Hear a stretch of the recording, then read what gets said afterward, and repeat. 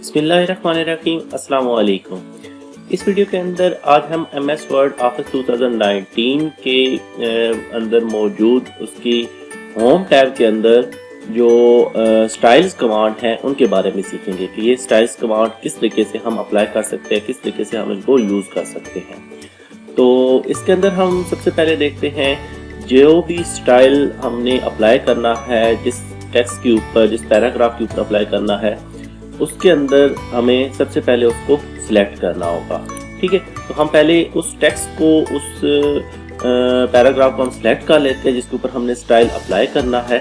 तो हम उसके बाद स्टाइल के ऊपर जाएंगे। ठीक है, आप देख सकते हैं कि हमारे पास ये डिफरेंट स्टाइल्स मौजूद है। ठीक है, और जैसे जैसे हम स्टाइल्स के ऊपर क्लिक कर रहे हैं, जा रहे हैं, कर्सर लेके जा रहे हैं, ऐसे ऐसे नीचे ये अप्लाई हो रहा है। तो आप देख सकते हैं यहाँ से आप अपनी मर्जी का जो स्टाइल आपको पसंद हो, आपकी टेक्स्ट के लिहाज से, आपकी रिक्वायरमेंट के लिहाज से, आप वो जो स्टाइल है टेक्स्ट का वो यहाँ पे अप्लाई इजीली कर सकते हैं। जैसे इसके ऊपर क्लिक करेंगे और वो स्टाइल अप्लाई हो जाएगा। ठीक है, तो ये डिफरेंट स्टाइल्स हमारे पास मौजूद है जिनको हम वेरी इजीली जो है वो अप्लाई कर सकते हैं।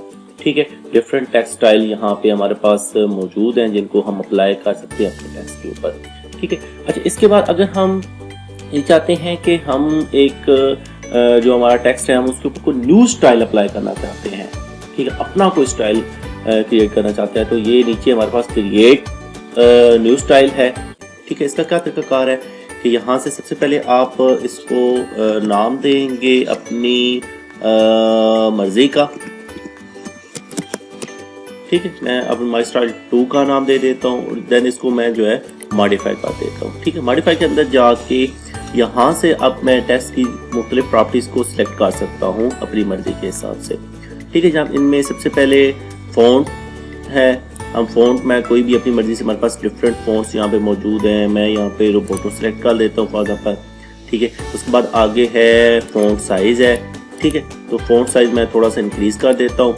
उसके बाद इसको मैं बोल्ड कर लेता हूँ, इसको इटैलिसाइज कर लेता हूँ, अंडरलाइन करने की यहाँ पे ज़रूरत नहीं है। उसके बाद यहाँ पे फ़ॉन्ट का कलर अपनी मर्ज़ी का कोई, मैं यहाँ पे पहले जो है वो ब्लैक सेलेक्ट है तो अपनी मर्ज़ी का मैं डार्क ब्लू कर देता हूँ। ठीक है, और इसको मैं एज इट इज़ रहने देता हूँ। उसके बाद मैं यहाँ से टेक्स्ट को जस्टिफाई कर सकता हूँ, उसकी मतलब जो है लोकेशन वो कर सकता हूँ, एडजस्ट कर, अलाइन कर सकता हूँ।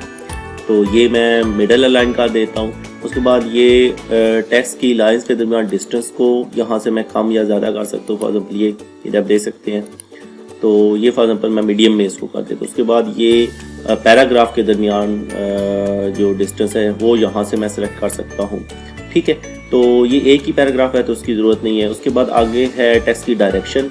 टेक्स्ट की डायरेक्शन मैं इसको यहाँ से सेलेक्ट कर सकता हूँ, ये देख सकते हैं आप। ठीक है, या इस तरह यहाँ जो है ना, टेक्स्ट की डायरेक्शन भी जो है यहाँ से मैं सेलेक्ट। अब जहाँ से तमाम चीज़ें जो हैं वो करने के बाद जो है, जैसे ही इसको जो है वो ओके करूँगा, ठीक है, तो ये हमारे पास ये अप्लाई हो जाएगा। ठीक है ना, जैसे मैं अब इसके ऊपर ओके करूँगा ये सेटिंग करने के बाद, तो ये इसके ऊपर अप्लाई हो जाएगा। ठीक है, आप देख सकते हैं कि अब ये वाला स्टाइल जो है, जो मैंने खुद अपने लिहाज से इसको सेट किया है, ये अब इस स्टाइल्स के अंदर माई स्टाइल 2 के नंबर से स्टोर भी हो चुका है। यानी नेक्स्ट टाइम के लिए भी जहाँ पे ये स्टाइल मैं यूज़ करना चाहूँगा वहाँ पे ये मैं इसको आसानी से इस्तेमाल कर सकता हूँ।